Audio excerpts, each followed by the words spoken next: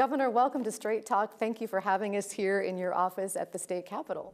Welcome to the state capitol, and I'm delighted to be back on again. The legislature just wrapped up after 6 long months, and they did so really with a flourish, doing something a lot of people didn't think they were going to get done this session, is pass this massive transportation bill, $5.3 billion. How big of a deal is that? What does it mean for the state? Well, I'm very pleased. We had Republicans, Democrats working together. We started work on this transportation package over 2 years ago. We put together a visioning panel, toured the state, listened to Oregonians, listened to the business community, have put together this package that invests in our roads and bridges, invests in public transit. It is a significant package. It is probably the most comprehensive transportation package we have ever put together, and I'm really proud of the work the legislature did to make it happen. What grade would you give lawmakers? How do you feel about this session? I feel really good about this session. I would give the legislature an A.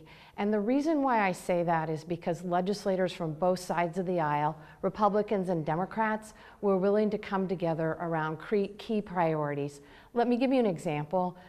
I came into session saying I wanted to make sure that all of our children in Oregon have access to health care coverage.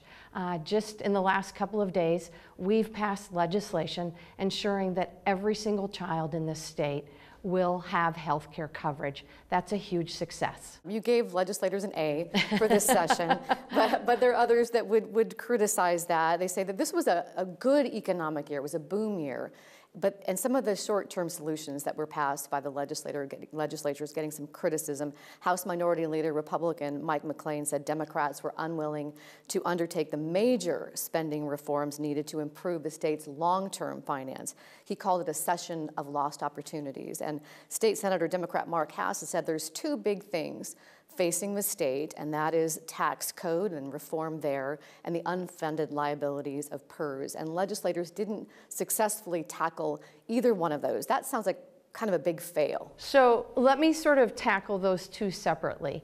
We came into the legislative session, as you mentioned, with a $1.8 billion deficit. Because of revenue increases, we've reduced that deficit to $1.4 billion.